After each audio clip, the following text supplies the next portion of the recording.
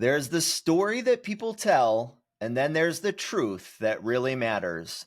Welcome to the Growth Obsessed podcast, real and raw conversations on leadership, business, and the relentless pursuit of growth. No fluff, no highlight reels, just the struggles, the setbacks, and the lessons that build true success.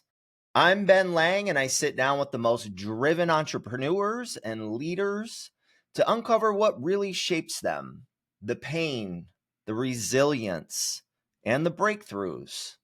If you're here, you're not just looking for surface level motivation. You're here to be challenged, to grow. So let's get real. Let's get uncomfortable. This is the Growth Obsessed podcast. Now, don't forget to subscribe now. The conversation you need might be the one that changes everything. Today, I have Shane Douglas on. He's a dear friend of many years, and I'm so excited for this episode. Shane Douglas is a successful entrepreneur who's managed to build and develop a thriving financial services firm.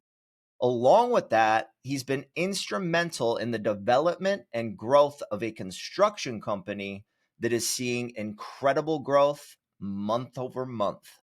So, after leaving corporate America 9 years ago, he's managed to dive deep into the world of building business for himself. He's led teams in excess of 150 people, and he believes that the key to life is having a relationship with God. So, welcome, Shane. I'm so excited. My first question for you, because I know you've been an entrepreneur for the majority of your life, is being an entrepreneur all sunshine and roses? For sure, dude. Yeah, it's owning and running a business is like it's the easiest thing you've ever done. It's cakewalk. You pretty much just wake up and go to your mailbox and get checks. It's like by far the easiest thing you could possibly do. No, dude. So first of all, thanks for having me on here. I you said a dear friend, and I don't take that for granted. I think that the relationship that we've built over the 9 years, Ben, has just been, to me, it's been just a spectacular season of life. And you and what you and Lisa have managed to do and help me out in areas of getting business and leads and all, we've really had a great relationship that's been symbiotic. So I appreciate you for that. And to answer your question, is building a business, being an entrepreneur, is it all sunshine and roses? The answer is no, it's not. But I forget what book it was that I read where the individual stated that at the end of the day, you have to choose your hard. Having any level of success requires you choosing your hard. I used to subscribe to this idea that there was only one path for success, and success was like in this box of what did it mean. And it was in that box was, massive amounts of money, the home that you wanted, the cars that you wanted to drive, the school you wanted to send your kids to. And a lot of it was around this monetary gain, is what my original mindset was around success. What I learned through building people and building companies, and that success is different for everybody. Success is different for everybody. To one person, success might be getting their plant that's been sitting in the corner of their house to actually grow and thrive effectively. That might be that person's concept of what success looks like. For another person, it might be breaching $1 million a year in income, or 2 million, or 3 million, or 100,000, whatever the number is. There's different elements to everybody's perception of success. And so what I can say is, no, it's not all sunshine and roses, but you've got to choose your hard, and you've got to decide, what do you want out of life? What do you want to give to life? Because so many people are out there, Ben, they're just out there for themselves. They're just out there for themselves. You can see it when they're driving down the road. And I apologize. I didn't even ask you how much time we have, because I could go on any tangent for hours. But dude, like, you're driving down the road and the person's just like, like about to climb into your trunk. They're that close to you because they're pushing you to get out of the way so they can get to where they're going. And the thought to me occurred the other day, like, if I was at a grocery store and somebody was like with their cart like behind me and about to hit my heels and like move, like, they wouldn't behave the same way. So a lot of people, they hide behind their cars, their social media accounts, their whatever it is, and they're clearly me players in life. And in my opinion, when it comes down to choosing your hard, you've got to decide how you want to bring value to other people. And once you bring value to other people, you then can start to experience a level of success for whatever that is to you personally. And so, sunshine and roses, no. But is it worth it? Yes, right? Because think of it like this. So, building a business, and you know this, it can be challenging. You have your ups and you have your downs. There's moments where you've seen that graph where it shows the entrepreneur's life, and it's like, I'm on cloud nine, I want to die. I'm on cloud nine, I want to die. And it's just like, and that happens throughout the course of the day. But at the end of the day, me being able to sit here with you right now, do this, and not have had to ask my boss if it was okay, if I could have a few, take some personal time. It's like, who was my boss? Well, this morning it was my kiddos. I had to get them to school. I had a time, I had a time constraint to get them to school. So I got them to school, and now I'm able to do what I want to do. And so to me, it's like, yeah, today I might have challenges. I might encounter obstacles, but it's based on my choices. It's not based on somebody else. So if someone's paying me $4,000 a month, Ben, that's a different kind of hard. That's a different kind of hard. Okay. $4,000 a month, to pay a mortgage, car payments, groceries, bills, that's hard. Building a business and having people quit on you, having people give up on you, having frustrated clients, or having to deal with, schedules and challenges, and overcome problems and take on liabilities and mitigate liabilities and take on costs and financial burdens. That's also hard, but it can be done at a cost of 10, 15, 20, 30, 40, 50 grand a month of income. And now you can figure out, okay, like, which one's harder, struggling Yeah. financially or dictating your life through a course of action that allows you to have, financial stability and whatnot. So, um, long answer. Long answer. No, I mean, I love that, right? I always say, like, the agents in my organization, I always tell them, like, you can choose your hard, right? Is it harder to, only make, X amount in commission every month? Or is it harder to wake up and talk to 30 people every single day and get hung up on and cursed out? Like, we have the ability to choose the hard, For right? They're sure. both Yep. hard.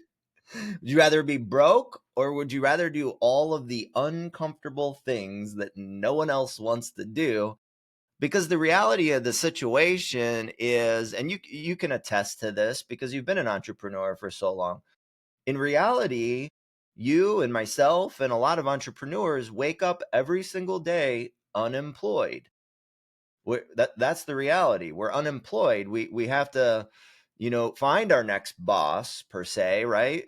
The next client is my next boss.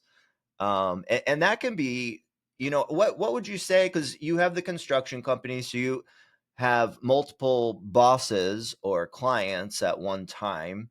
Right now, I have 10 deals under contract, 10 real estate transactions under contract. I have 10 bosses in my life right now. And they all have different personalities and different styles of communication. So, what's your advice? Number one, this is going to be a two-part question. The mentality of waking up unemployed every single day. And number two, when you have, 5, 10, 15, or 20 clients at one time, and they all have different personality styles, and they're all, wanting a different thing, and they want different levels of communication. How do you deal with that? So, one, wake up employed every day. Two, how do you deal with when you have a ton of clients at one time? Yeah, great question. And to answer the question about waking up unemployed and finding your next boss, this is what I've learned. A mentor of mine once said, if you're going to build a business, you need to stay in business long enough to build the business. And so what that taught me was that when you're building a business, the mindset has to be do the hardest things first and fast to get to the easier things eventually. And so this is really ultimately a question about, am I internally motivated or externally motivated?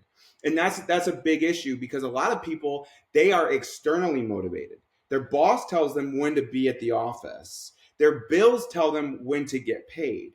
These are the things that motivate people. Most people might say, well, I'm just really not, maybe I'm not really that into motivation, and I just kind of want to do no, that's not true, because if that were the case, then tonight you'd go back to a bridge and crawl under a box and sleep there. But no, you are motivated by something, and it's either keeping that house, keeping that food in the fridge, whatever it may be.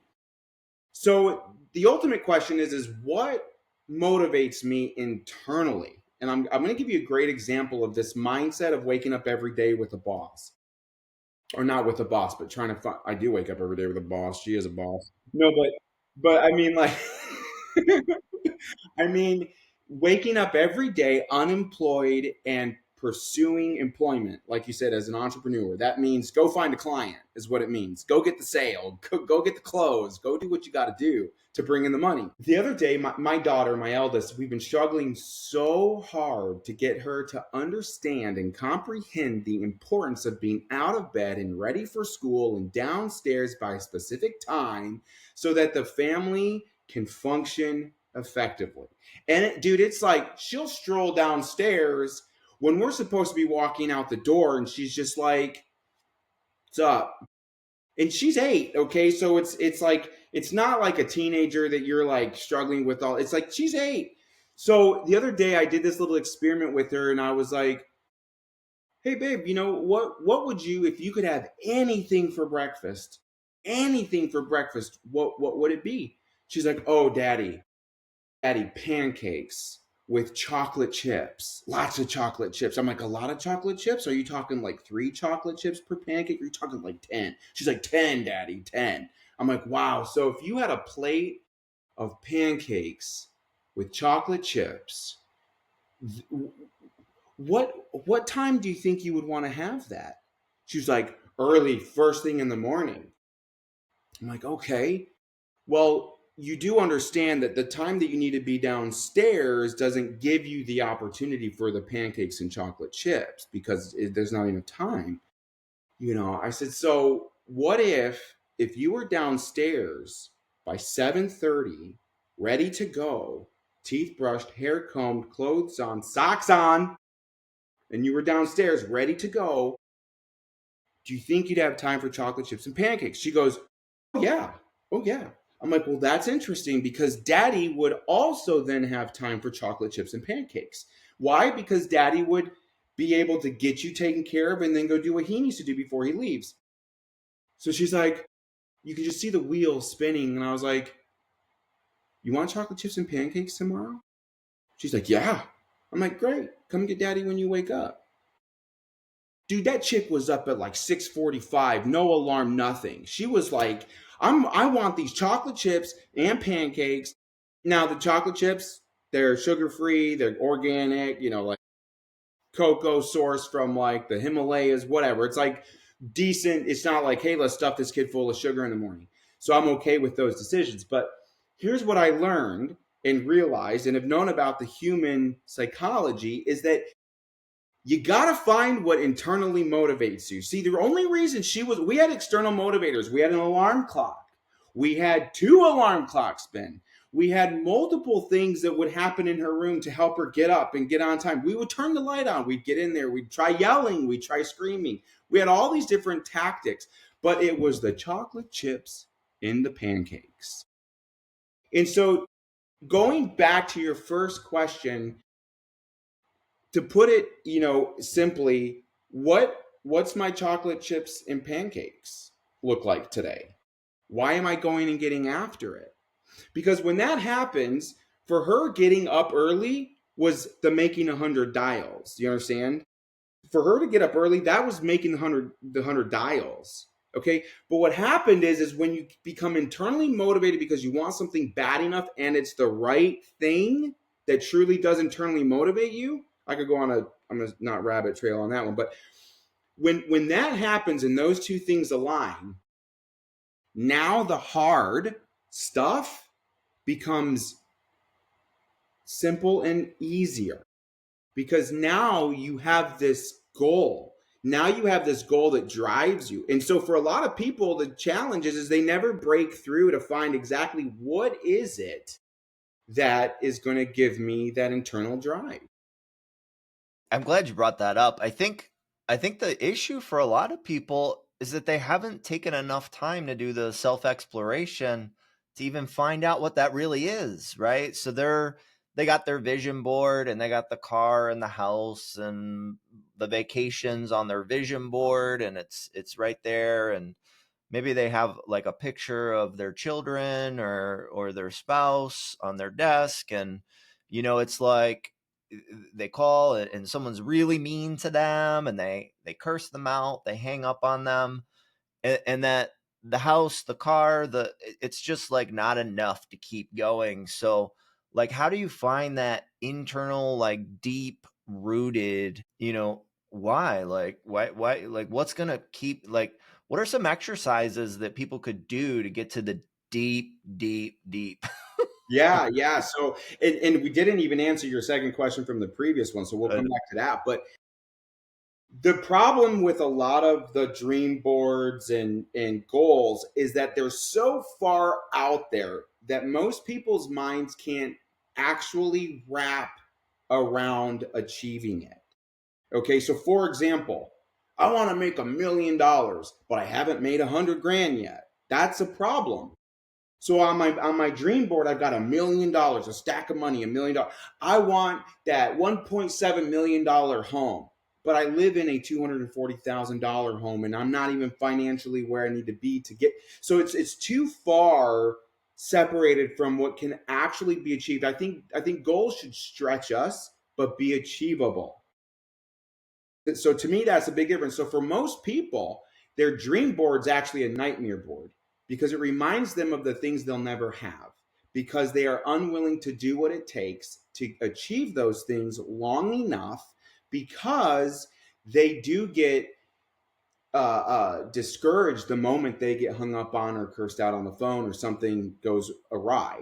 That's what happens. And so that's why it's not enough. So to me, let me give you an example. It should be, if you're a shoe person, if you like shoes, okay? Let's say you like Allen Edmonds custom made shoes, $550 for a pair of nice dress shoes, okay? Let's say that's the deal. Well, if you like shoes and you know yourself well enough to say, like, I love shoes, I want, like, then have an income milestone that then allows you to buy a pair of shoes as a reward. And that can happen in the next 2 to 3 weeks or month. So it's a quicker return. So an exercise that I have always given my people has been the 7 whys. The 7 whys. So it starts with, what is it that you want to accomplish? What is your goal? Okay, if it's income based or charity or giving to your church or whatever it is, what is your goal? Well, why? Well, because if I were able to give $20,000 to my church, it would help them buy a new van. Well, why? Well, because I know that the church needs a new van. Well, why? Because the church's van is failing currently. Well, why does that matter to you?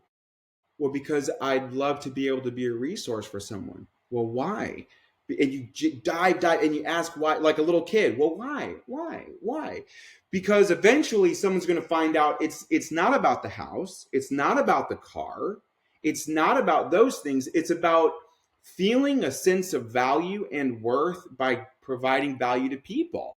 And so eventually their why is going to be, because I want to fund this this surgery I've been wanting to get, or I want to fund, I want to get this, I want to be able to accomplish this goal of having my teeth worked on, and it's a $13,000 bill or whatever it might be, because when my teeth are feeling or looking good, I feel more confident, and so that, and that's okay, you know, that's okay. So, and some people, they're afraid of being superficial, but some goals are okay to be superficial as long as they lead to the greater good, right? Like, these rewards are important. So a big exercise, I think, is people should do themselves a favor, and they should get out of the cliche reasons for wanting to win in life. And those reasons are always for my family, for my spouse. I just want to win.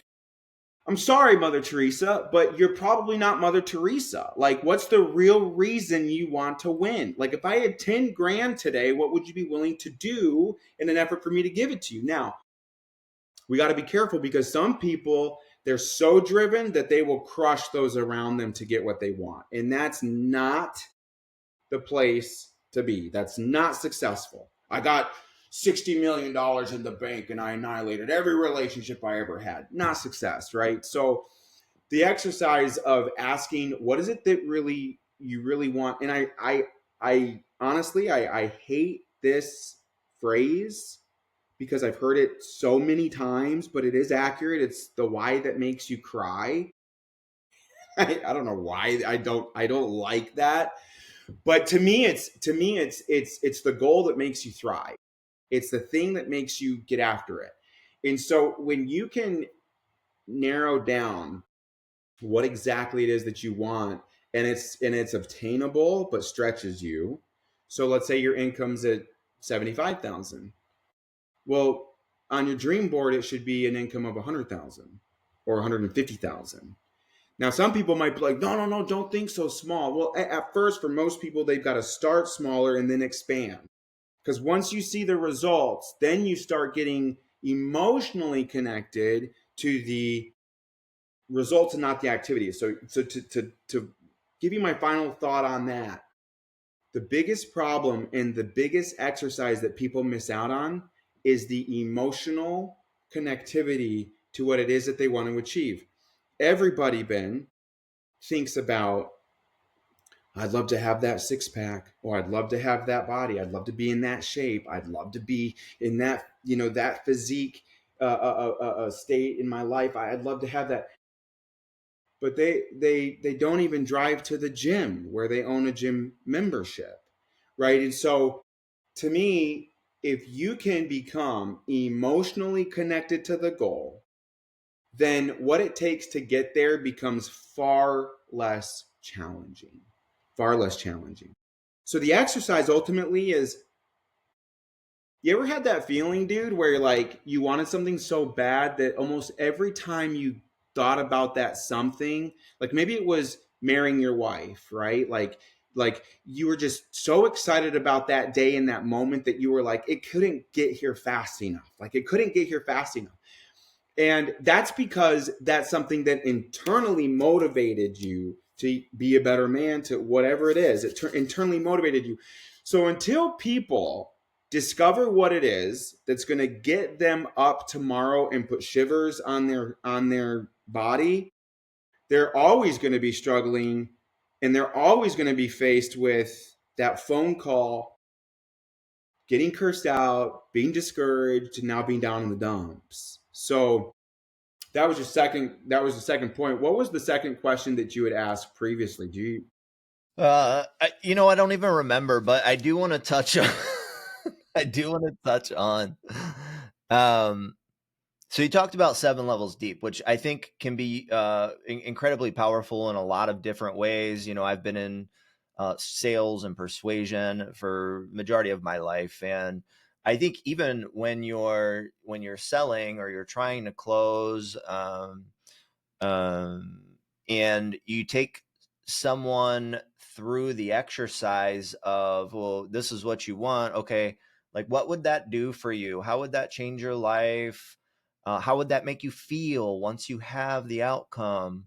Like keep going deeper and deeper and deeper. And I've noticed just doing that with a sales presentation is incredibly powerful because a lot of time the person I'm meeting with hasn't even gone through the exercise themselves, right? So again, it's getting that emotional connectivity, and it's also getting them to visualize the outcome by asking those questions.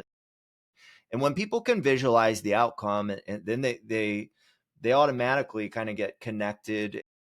This is what I always say. I love to make whether I'm coaching somebody or I'm trying to close a sale, I love to make them the star of their own story.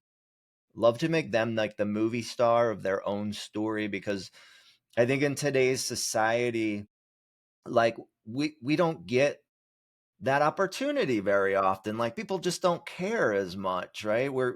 Everything's so fast paced. Everything is it's just not like it was, like, let's say back in the 50s, right? Where that was probably more commonplace, where people like really took a genuine interest in someone else's life. Um and so I think it's a powerful exercise, whether you're in a sales meeting, or even with your spouse, even trying to make a decision with your spouse, or just making your spouse feel important, or even as a leader trying to make an important decision, having those conversations with yourself. So I want to dive in, because I think going seven levels deep is so incredibly important, and such a powerful tool. So can you just expand on that a little bit more? Yeah, for sure. And going back to an exercise that I was given from a mentor, that was the most powerful exercise I personally ever done in my life when it came down to what you're describing of visualization. That's super important. And as we, most people are involved in sales at some level. So you're I ultimately look at it like I never persuade anybody, I influence them. But I want to influence them for the betterment of their life, right? Like what you're describing. I want to, like, how would living in this house improve your life compared to where you live now? Like these sorts of questions, right? But the exercise that I was given that was so profound was this exercise of picturing the best day that you could possibly have. The best day that you could possibly have. Like if you could snap your fingers and have that day, what does one day in your dream life look like? And then take a couple pieces of paper, not one piece, not a half a page, multiple pieces of lined paper, and in graphic detail, write out exactly everything about that day. Ben, when I sat down and did that exercise, it looked like this. It looked like, wow, today I woke up and I could hear the kids playing in the hallway of our home that is, 4,000 square feet. That was like a starting point.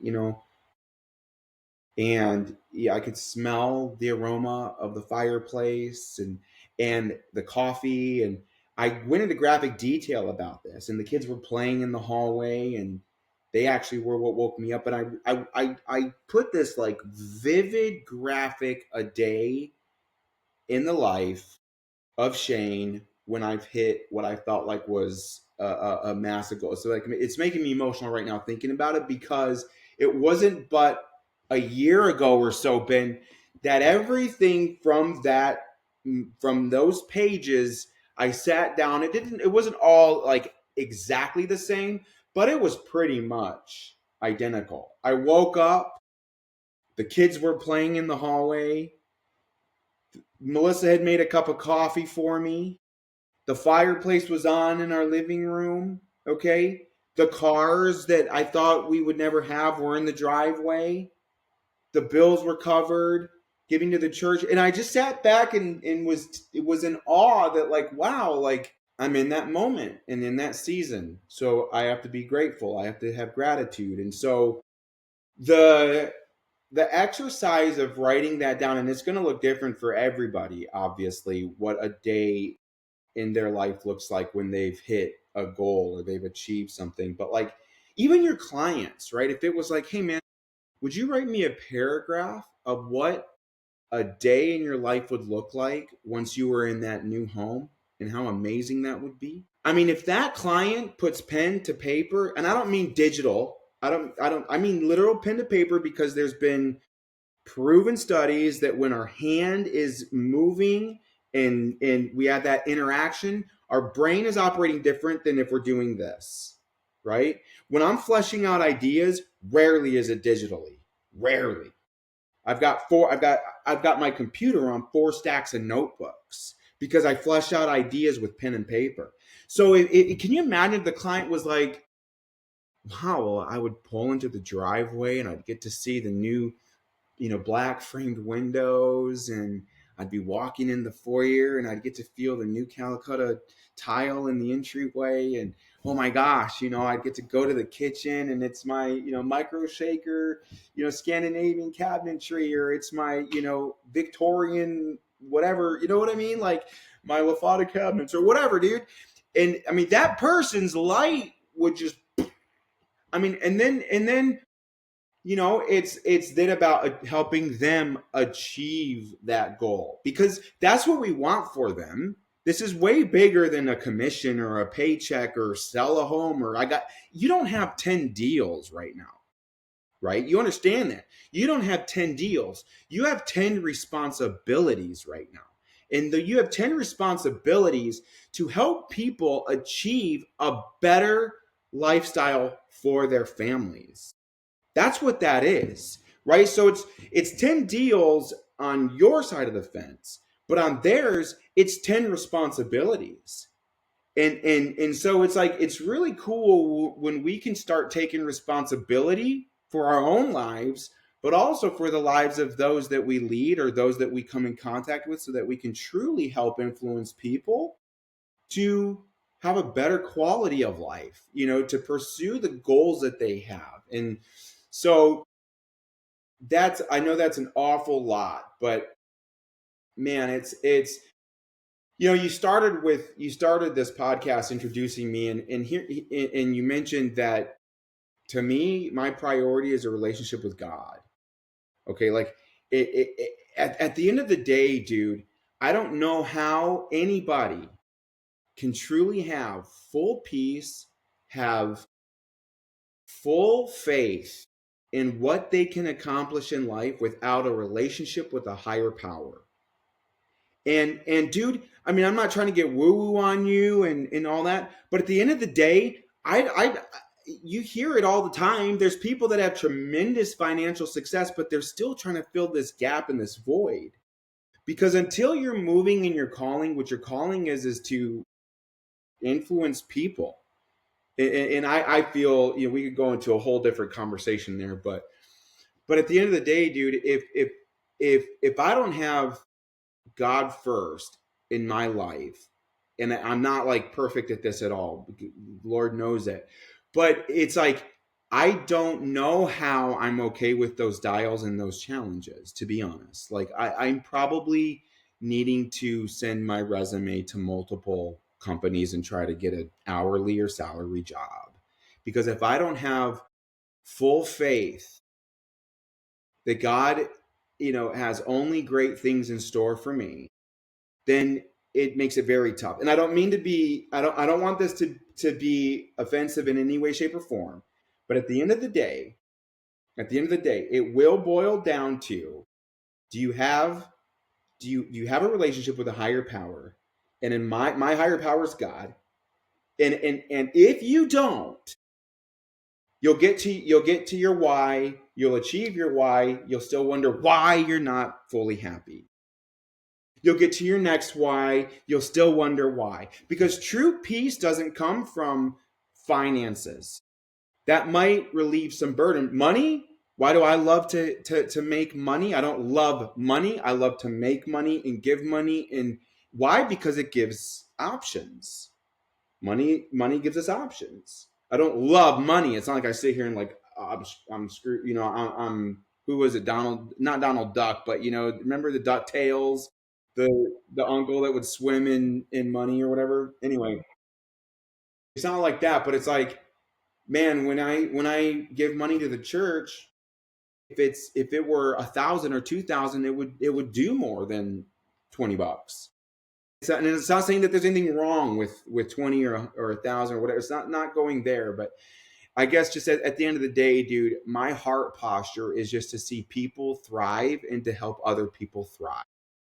And so, Yeah, I mean, you and I align in a lot of ways. Like I've got the tattoo on my arm that says "Walk by faith, not by sight," and I try and live, and I look at it every day, and try and we both have a recovery journey, right? So as part of that recovery journey, relying and trusting in a higher power is incredibly important to that recovery journey as well. Also, I love to make sure that uh, everyone that's in my circle of friends, that everyone's thriving financially, right? Everyone's that I'm contributing to their success, and I truly believe that. When you've got that circle of like-minded people that and I try and surround myself with godly men, with family men, with entrepreneurs, with people that are smarter than me, with people that are more successful than me. And that's like, I'm really intentional about who's in that inner circle. Are they godly? Are they family? Are they entrepreneurs? Do they possess those character traits that I'm still working on, and I'm striving to achieve greatness in those personality traits? And I think that's incredibly important. Number one. And number two, um, I do want to go back because you mentioned, like, I always think about that circle, right? And I've done this exercise several times, and there's all these quadrants within the circle, and it's like family, faith, money, career, physical health, emotional well-being, and then you have to, like, rank yourself on all these, because that's when, if your quadrant's full on money and career, but everything else is really low, you're eventually, it's going to affect your career. I think personally, I mean, maybe I'm wrong, but that's my thought process. So let's talk about, like, the quadrants of life, and why is it so important that, they're all, you're working on at all times, filling out all the quadrants, and not just the money, not just the career, or, that you're really keeping it balanced as much as possible. the balance is what I think is the biggest challenge for everybody. Is where do I put my energy and attention?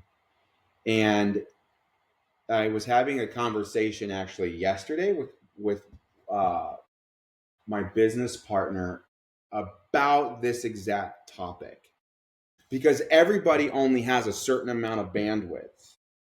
So if you ask people, like, what are your priorities, and they're like, oh, faith, family, fitness, finance, or whatever, they have this. It's like, okay, faith.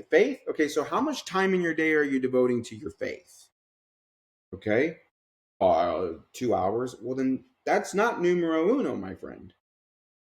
Right? Like, so there's also this, like, most people, they operate as a form of coping. They operate in this alternate reality that things are a different way than they really are.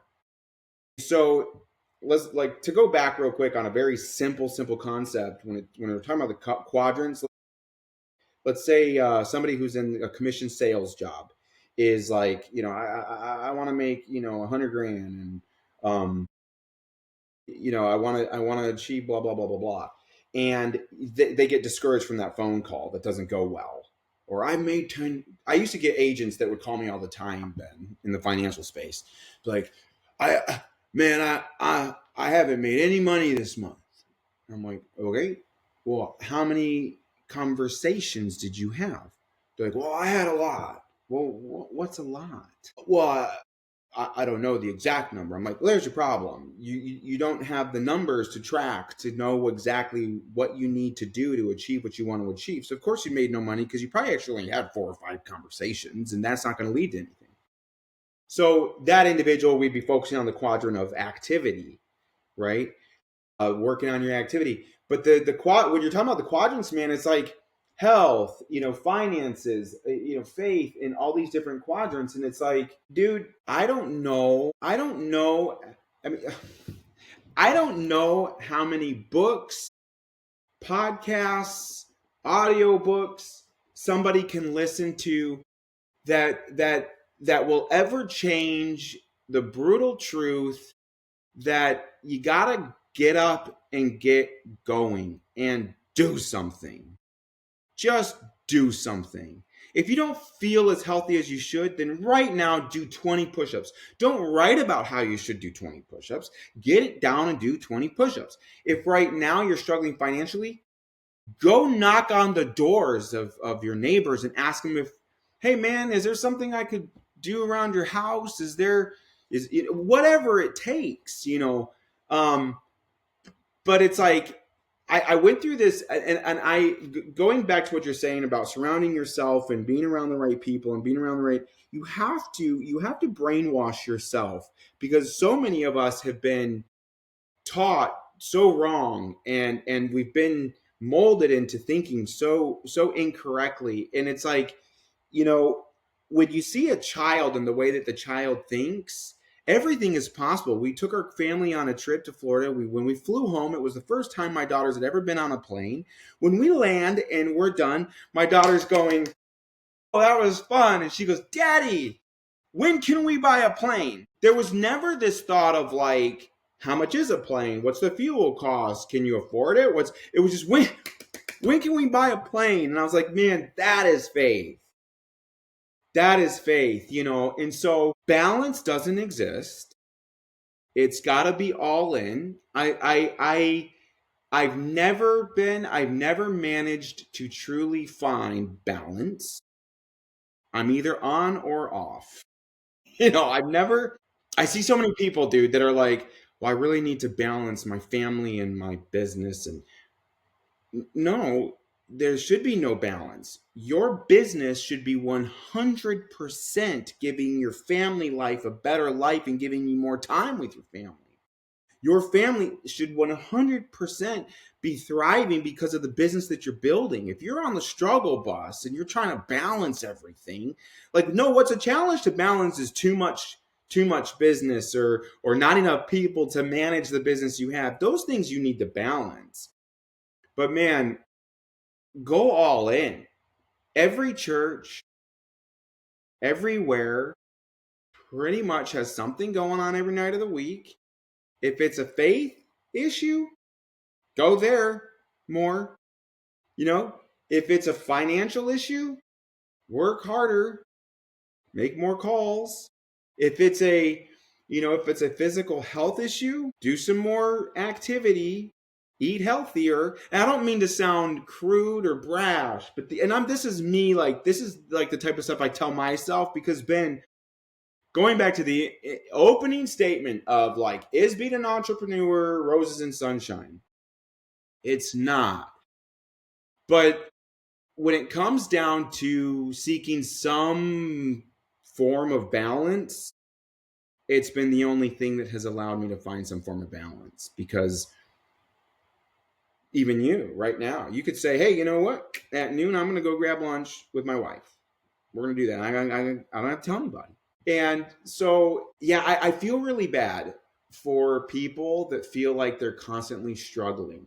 And I do feel like there's some mindset issues I have to work on, where I feel like, oh, and I got to get away from that frequently. But like, nobody should be like in a constant state of pain and anguish, and the truth is that the hard things are what become the greatest rewarding elements of life. And so as an entrepreneur, there were so many times where I had to just operate out of faith, operate out of integrity, operate out of this area of like, I know that my body and my humanity wants to do this thing, but my spirit knows I need to do this other thing. So I need to do this. I need to do the other thing because I'd rather sleep well and have peace than do this other thing that's going to potentially give me more money or whatnot, you know? So, yeah, the quadrants of life, man, I think people should definitely invest some time in ranking themselves and figuring out where they're at in the areas that are of, key most important in their life. Um, but also, it's like, try getting out of the social media scrolling thing. Try reading some books. Try listening to some podcasts. Pumping your, like start creating filters in your life that look like this constant mindset podcast pouring into me, or this book that I'm reading. Do something that's going to constantly be feeding your growth, because this is, sorry, I could go on forever, but I feel like the biggest challenge is that so many people, they get discouraged because they don't see the growth fast enough. So like one day they eat healthy and they wonder why they still don't feel great. Yeah. And so, it's success is about being willing to get up every single day and go get after it with a smile on your face, with a heart that's postured towards gratitude, knowing that there's a God who's got a plan in place for you, going and getting after it, and knowing that you are doing the best that you can possibly do, and that tomorrow you will be doing even better because today you're working on the best version of yourself. It's so simple, right? If we really think about it, and I'm a big believer, like, I think an entrepreneur or people in general, let's just say everybody, should be dedicating 2 hours per day to growth, to personal growth. I think it should be like a rule in life. Every day, 2 hours. I'm going to give 2 hours to me. Because when you become that best version of yourself, like everything just falls into place. It's so crazy. Like in 2 hours a day to give to yourself so that your cup is full. Your cup is full, and now you can start pouring into the people around you, and the people around you deserve for you to be 100%. I mean, that's like my number one thing. If we talk about like success in so many ways and entrepreneurship in so many ways, I think it's really about that, about pouring into yourself so you can be the best version of yourself. And I truly believe that, like I said, everyone in your life, clients, family, friends, they deserve the best version of you. So if you're not pouring into yourself, you're letting the people around you, you're letting them down. You're letting them down. And there's so many, like we've got podcasts and like Spotify, Apple, we've got Audible books. We've got Headway books. Like I have Audible, I have Headway. I don't love to read because my mind wanders while I'm reading the words. So I listen to books. But you've got YouTube. Like uh, there's so many ways. There's journaling. There's prayer. There's like 2 hours should be dedicated towards meditation, prayer. You know, with just you, like working on you. For sure. I want to ask a question. Uh, was there ever a point in your career when you were 1 inch away from quitting, from giving up? And if so, what got you through it? What got you through to the next step? Yeah, yeah, there's been a lot of those moments. A lot of those moments. What what got me through it was this ultimate internal desire to fear quit. I learned, Ben, to fear quit. Most people, they're okay with quitting. Something's hard, they quit. Hey, I've been thinking about this. It's not for me. I quit. Hey, this seems a little bit weird. I quit. Hey, like, yeah, in my financial services company, one of the things that you do when in the financial space that's the most effective way to build a good book of business is to solicit friends and family. Let them know what you're doing. Okay. You know how hard that is for so many people?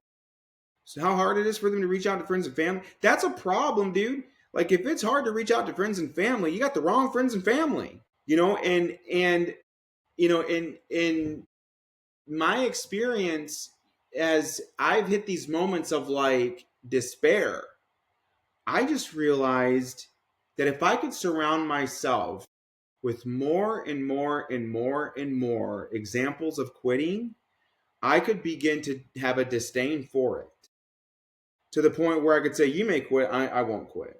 You may quit, I'll never quit. Like, I want to be the toughest. Dude, like, if, I want to be the freaking toughest. I want to be, 6,000 quit on me? I'm still over here humming, baby. Like, it's okay. It's okay. And so that's my thing. So many people will join the quitters before they decide to be the winner themselves. And it's like, I just don't. I reached a point. To answer your question, what got me through it? What got me through it was saying the reason you quit is the reason I'll win, and it's that simple. It's that simple. Is it easy to think, oh man, I should just quit and go and do this? And there was a period, dude. Seriously, there was a period where I started sending resumes out because I was like, this building a business, these things. I'm going to send out some resumes. I'm going to see if there's maybe a corporate gig because I could probably easily snag a corporate gig for $250 a year in salary. Even if it's $100,000, but I don't have to worry about it. I just got to show up and do my thing. Like maybe that's better than all this, and maybe that's the direction I'm going to go. And I blasted out some resumes and stuff, and then I physically got nauseous when I was like realizing, wait, you are about to quit. Now it's like in my head, it was like, no, I'm just thinking about maybe taking a step back. I'm just maybe regrouping a little. No, mister, you're quitting. You are a quitter. And as soon as I thought that, I was like, no, screw that. I'm in it to win it. And I went even harder, dude. And so it's like, people got to quit quitting. You've probably heard that before. They got to quit quitting. Do one thing and don't give up on it. This is the other thing right here is a lot of people's goals. Dude, it's like a laundry list of goals. I don't believe in that. I believe in 3. I believe in maybe 3. And I look at it like you should have your list of the 3 that make you dream. What are the 3 things that you won't quit on? You won't quit on. And the other question that I have asked my people and asked myself is, what would it take to get you to quit? That's another big issue. Like in the real estate space, let's say this, right? Like, let's say I'm interviewing a real estate agent to join the team. I'm not a realtor or I don't have, a real estate office, but just as an example, I'm interviewing to recruit a real estate agent and I want to bring them on board to the team. I'm going to ask them, what would it take to get you to quit? Because if I'm going to invest in you, I need to know, what is your breaking point? Dude, I love that. We're probably going to have a lot of real estate team leaders or real estate brokers. So I want to ask anyone who's listening, if you're a team lead or a real estate broker, are you asking people that question when you're hiring them? Because you're going to invest a ton of money into them, a ton of time and effort, and you're going to pour into people. So how great would it be to know what's your breaking point? Like, what would make you quit? I think that's really insightful. And let me walk you through some quick psychological elements of this and how this can actually influence people. Okay, so when you are in a position where you are leading people, whether it's in real estate, the financial services space, doesn't matter what business, you're leading people. Okay, and I ask the question of the person I'm interviewing or recruiting or bringing on board, hey, I want to know, what would it take to get you to quit? Would you quit after 100 phone calls where the person told you where to go? Would you quit after 2 or 3 weeks of it being a challenge to find a lead? What would it take to get you to quit? And most people are going to say, nothing. I'm tough as nails. I'm the big dog on the block. Nothing's going to make me quit. And then they come to you and they're like, I just don't know if I can go on, Ben. I was told where to go like 100 times. This is what I do. I say, hey, listen, I appreciate that. Remember the very first question I asked you. What was it going to take you to quit?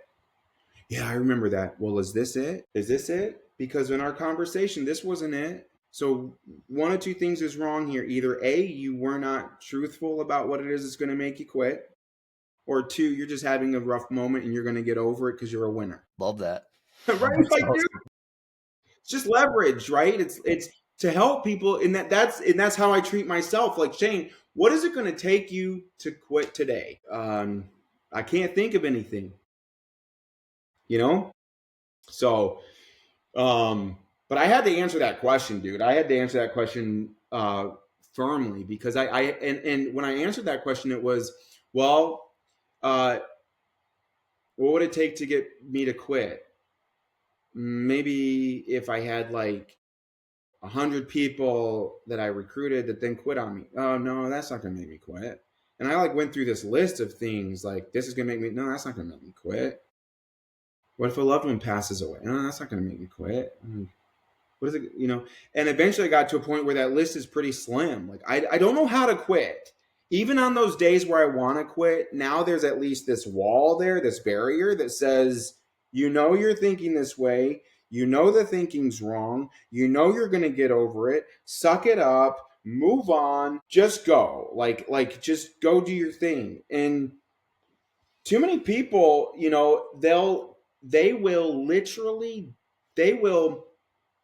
will date as in a relationship. They will date the tough moments. They will barrage around with these war stories and these challenges and these obstacles. And it's like, no, you got to get like way higher level, right?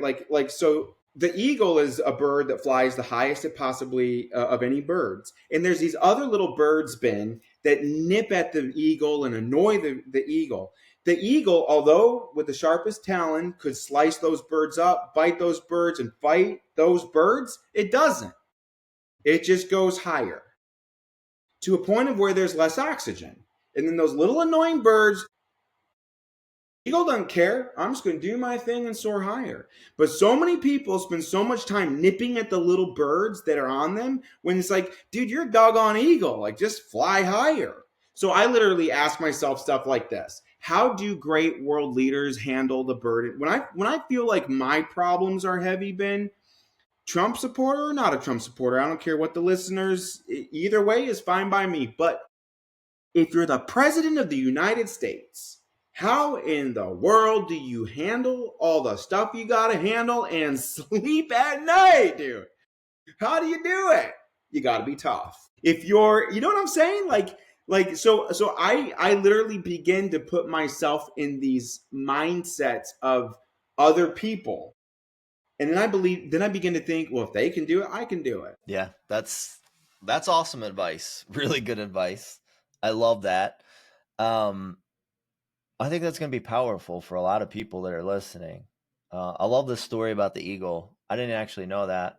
But I think that's such a phenomenal analogy that really makes you kind of take a step back and really think about it, right? Dude, I'm sorry. I gotta tell you, whether this is, I haven't like done the research to see the accuracy of all of this, but I heard that this is the actual life cycle of an eagle. And this will prove a point as to why self-development is so crucial. I know exactly what you're going to say. I don't know if it's true or not either, but about their beak and their claws. Yeah. They have to rip out their claws so their claws can grow back. They have to bash up their beak so their beak can grow back. But that eagle's met with that decision. Once they've reached a certain age and a point where their beak is no longer as sharp as it should be, their claws aren't operating as they should be, they can choose to rip out the claws and give space for new ones to grow. They can get rid of their beak so a new one can grow. They have to starve during that period. They have to go through this transformation. And so going back to, the whole idea of just the growth obsessed podcast that we're on. For so many people, unfortunately, they will never have a actual growth plan, a personal growth plan. And if they go through life without a personal growth plan, it's gonna be really tough for them. And so, like, an example for me, like, my personal growth plan is to make sure that I'm learning things that I can apply. So lately, what I've been engulfing myself with is learning. There's this podcast that I listen to about parenting that's helped me on so many levels of both parenting and leading people. And it's like, that's an area I've isolated in my life where I can recognize that growth has to happen. Shane, you got to become a better dad. You got to be more patient. You got to be more kind. You got to be more of a teacher to your children. You got to be more influential and not so much dictator. These are these areas you got to improve. When the kid, because I'm a tidy person, dude. Like, I like things orderly. I like things clean. And these kids, man, they don't care. They just don't care. And so I got to learn how to influence them and help them and teach them and shape and mold them. If I sit here for 1 second and kid myself that somehow I'm just going to have this revelation of how to be a better parent because I want to be a better parent, it's not going to happen.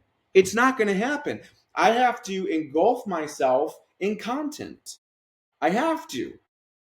And it's like, that's my growth plan. Every day I listen to podcasts. When I'm driving, I listen to podcasts. And I'm not great at this. So, like, I hate when I hear people, like, this is probably rude, but I hate when I hear people that are like, man, all I do is listen to growth podcasts. All I do is I read books cover to cover. Bro, I go to every single Tony Robbins thing. And I'm just everywhere all the time, always being the best version of me. I'm a freaking beast. I'm a man. It's like, well, not this guy. I still like to binge watch YouTube shows on catch and cook things, and I maybe watch a little bit too much YouTube and Netflix. And so what about, what about for that person that isn't they're not like obsessed with self-development? It's just start with one thing. Yeah, the other thing too to notate, if you're consuming too much content, if you're consuming too much, then you can't execute it, right? And so if you're just consuming but not executing, then it's really kind of a waste. You're learning, you're growing, but you really want to be intentional about the process and implement and execute the things that you learn, right? Last question for you. I heard a statistic yesterday, and we're almost at the end of Q1. And I don't know if this statistic is true, but I think that it might be. 91% of realtors have not sold a single home so far this year. If one of our listeners is in that 91%, what's the advice? And dude, that is such a great question, because you'll find that statistic in a lot of industries where the income is commission based. Okay. The problem is that a lot of people don't get themselves around the living, breathing examples of how to do if I'm in real, like, for example, Ben, and I'm not saying this because we're on this podcast, but if I'm getting into real estate, don't you freaking think I'm going to reach out to you and be like, bro, can I shadow you, get with you? Like, how do I got to be a part of your, how did you get those 10 deals, Ben? Like, I want to be around you. Like, I want to soak that in, man. So it's like, instead they're reading a book on it. Like, that's good, but get around the people that are doing it. I'll give you a great example of something that has helped me in that area and I got really into cigars. Okay, and I got involved in a cigar community, and I got involved I became a member at a cigar lounge. And what I realized rapidly, Ben, was that I was surrounded by great men, because our lounge was like mostly men's. And not knock on women. Women can smoke cigars too. God bless. Okay, but the men I was around in that space were great family men, great men of faith, great businessmen. And what I ended up doing on this little device called a phone is I started documenting our conversations. And what I titled it was Lessons from the Lounge. And what I learned in that season of life was how important our questions are. And more importantly, who are we around to ask the question to? So, like, if I'm listening to this podcast, I'm getting into real estate and I'm like, oh my gosh, you just told, I am that statistic. I'm finding Ben Lang's phone number. I'm finding the Remax Collective Agency's phone, and I'm asking you questions, dude. And I'm not saying that just because we're buddies. I'm saying that in any space, dude, I'm gonna find that person. And when I find that person, I'm gonna buy them a cup of coffee and ask them where are they at? How did they do it? What would they say is the number one piece of advice? And Incredible so, advice. dude, Incredible advice. I mean, what's that? it's incredible advice. I love how like the last hour that and I know you well. The answer is always like a simple answer. It's not like you don't overcomplicate it. And I love that about you. It's like it's very simple. Just do this. And I agree with you 100%. It's all about being in the right rooms. It's like what is that saying? You end up becoming like the 5 people that you spend the most time with, and the books that you read, like a culmination of the 5 people that you spend the most time with and the books that you really read and study. That's who you become, right? So I think that's a great answer, great advice. And it doesn't matter if it's me or somebody else, but find somebody who's dominating the market and ask them if you can take them out for a cup of coffee, ask the right questions. That's a really good start if you are. I'm so sorry, Ben. I'm probably like the wrong guy for this podcast because we could take this thing for 6 more hours. But I wanted to tell you a story about this in an actual practical sense. Years ago, one of my gigs was a door-to-door salesperson. At the time, me and my family, this is gonna sound like a lyrics to an Eminem song, but we lived in a trailer park at the time, okay? And I was going door to door, selling these coupon booklets, okay? And I'd be walking up to these homes, and then I'm like, "What's the price of this thing? Like, how do you like how like what do you do? Like, how does this work? Like, what does this look like? And it was several years later that I ended up asking a mentor, like, hey, can you teach me about like the cost of home ownership? Like, how do you like a home like this picture right here? Like, what's that? How do you get there? What's that look like? And at the end of the day, I feel like I was at a crossroads there, because most people, where I was at that time when I was knocking on this $800,000 house's door, wondering how does an 800,000 how do you own an $800,000 house? How does that work? It's not all about the houses and stuff, but this was a real life example for me.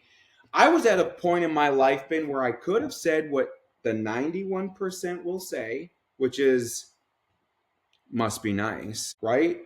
Or, okay, my buddy who's smoking pot, my other buddy who's just drinks a lot, my other buddy who works at McDonald's, like, they don't have that house.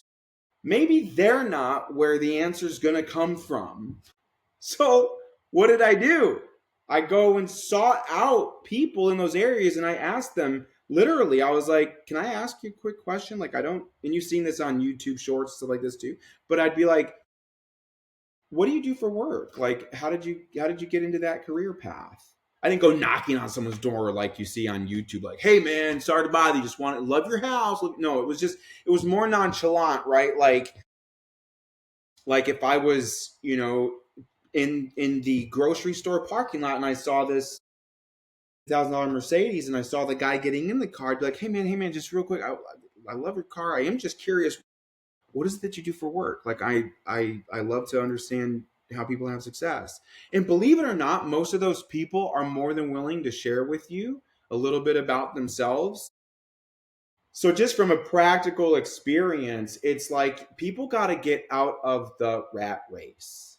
They got to get out of the rat race. They got to get around the people that are in a season of life that they'd love to see themselves in. That can be challenging for some people, right? Because they're like, well, how do I do that? Like I come home and my spouse is like, slaying the fast food and watching nothing but soap operas and, like how do I like get into that realm? And it's like, well, you are in an age where technology provides you the resources for literally everything. I mean, if you want, I can send you a dissertation on every type of grass out there, and I'll just ask Chat GPT to write it for me, and I'll give you a book in 10 minutes, right? Like we're in this season where it's like it's so easy, but here's what's scary is that what is so easy becomes so difficult for so many people. The easier it is, the easier it is to do, the easier it is to not do. So yeah, those people, dude, they just got to get around. What is your goal? Who's having success in that area, and how do you get close to them? How do you get up to them? Phenomenal advice. Phenomenal advice. Shane, I want to thank you for being on today. I also want to mention before we end this, I send all of my clients to Shane for construction in the Metro Detroit area. I've never had anyone say anything bad. I got so tired for so many years of referring contractors to people, and then my clients would come back to me and say that, why did you refer them to me? And I had egg on my face, and it was a terrible situation. But Shane and I've been referring all my clients to Shane for almost 2 years now, and I've never gotten one complaint. So it's really nice to be able to refer a true professional. If someone wants to get in touch with you for construction, how do they do that, Shane? Yeah, good question. So the first thing, they could go to our website.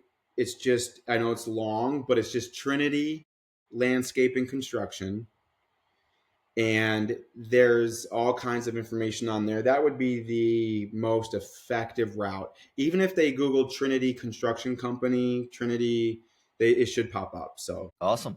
Well, thank you again. I think you've given some phenomenal advice, and I really appreciate you and appreciate our friendship, and had fun hanging out with you the last hour and 15 minutes.